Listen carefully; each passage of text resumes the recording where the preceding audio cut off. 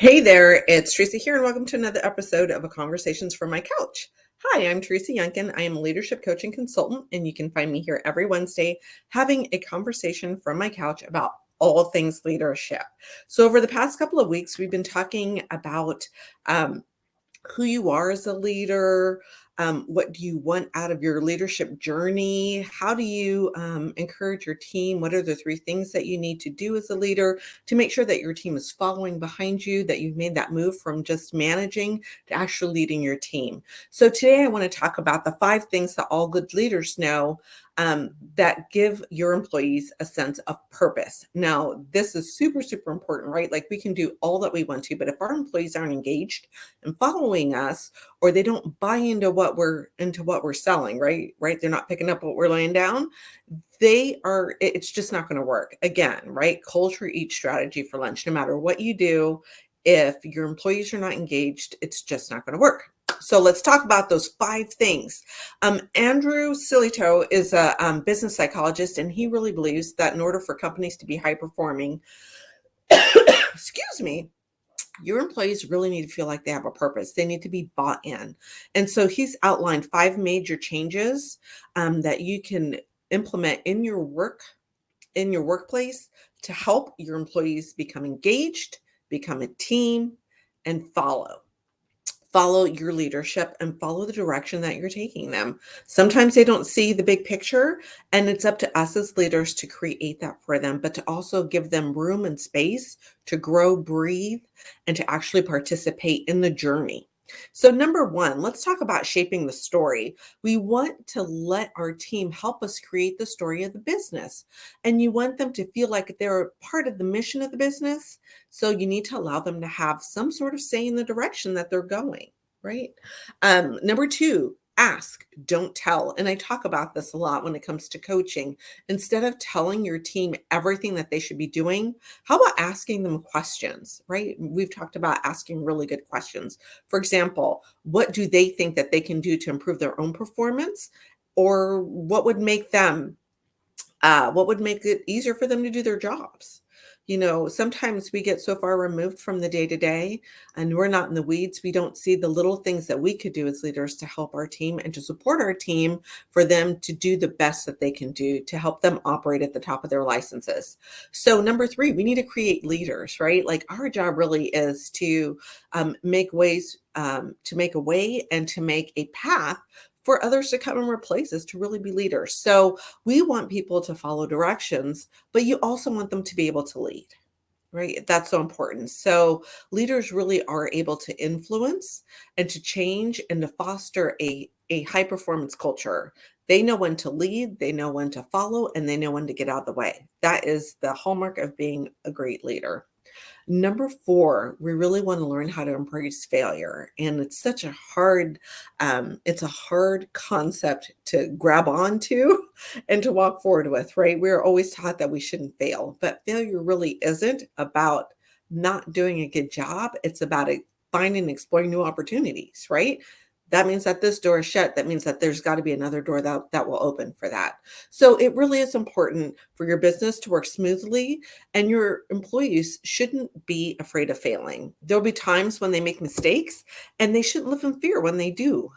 We all make mistakes. Now, if you're driving an innovation team, your teams are right. That's their job, is to do things that don't work, like to try out new things that may or may not work. But if you've got forward-thinking employees who may not be in innovations, but you see them trying new things, they are the ones that are going to help your business, your division, your team grow. So give them the opportunity to try new ideas. And number 5, we need to hold each other accountable. They need to hold you accountable as a leader. You as a leader need to hold your team accountable. It's a necessary part of being a boss. It's like, right. Sometimes it's that icky feeling that comes along with it, but it's truly, truly important. However, if you've done everything else before, you want to make sure that your employees don't feel controlled, but you want them to feel like they're being a part of a team. So making sure that you do those other 4 steps is really, really important. You'll help them to feel like they're working towards a united goal, and that they yeah, how do I put I guess the best way to put this is that um, your team needs a purpose before you can hold them accountable. So they need to understand why they're being held accountable. They're making the rules to be accountable and they're participating in the accountability work. So again, they need a purpose before you can hold them accountable. Now, if any of this resonates with you at all, I'd like you to join my 10-day leadership challenge. It starts on Monday, February the 21st, and it will give you an opportunity to get back to the basics and to reignite your passion to be the leader that you want to be and the leader that your team needs. So over the 10 days, you'll get an email from me. I'll be participating in a Facebook group where I'll come in and answer questions every day. We really want to work on a plan together for you to reach your personal and your professional goals. So after that 10 days, you're going to walk away with knowing your team better, knowing your team well. You're going to start turning your employees into those raving fans. You really need to start leading by example, and you will do that during this time. You want to make your expectations for your team clear as day, and sometimes you just need some time to sit down and think about that and make sure that you understand what your expectations are of your team so that you can communicate that to your team. Designing guidelines that your team members can work in, right? We just talked about accountability. What are those guide rails that your team can operate within? And you also want them to help you develop those guide rails so that they're easy and that your team will want to follow those. So we'll be discussing how to do that and specific to your use case. And then actually at the end of all this, I want you to be able to say that you've achieved a personal and a professional goal when we're done with this.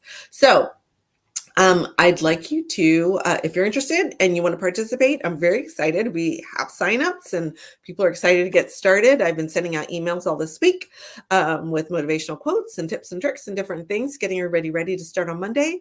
What you can do is you can go down and click on the link. Leadership Growth Hacks, 10 days to supercharging your leadership skills. Click on the link. That will take you to a registration page. Go in there. And from the time that you sign up until the time of the challenge, you will continue to get emails from me. I will give you instructions and how it will run, and we'll be reaching out to you. And so looking forward to seeing everybody there.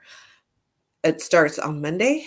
And let's see. Oh, also, if you go to my website, there's also like this real short leadership style quiz if you want to do that as well. And if you take the quiz, that will also take you to the challenge page. So you can kind of figure out where you are as a leader and then participate in the challenge. You got to jump start on it. All right, guys. So excited to see you. I will see you again next week, which will be day 3 of our challenge. And I will be here probably bringing some questions that I've had and answering them here on this live.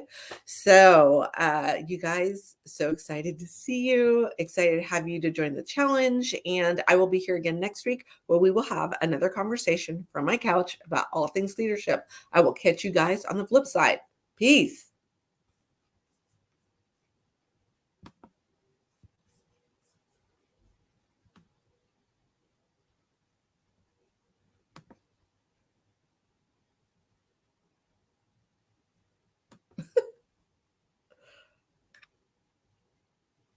I love being here, but let's see if we can get this to end. Oh my God.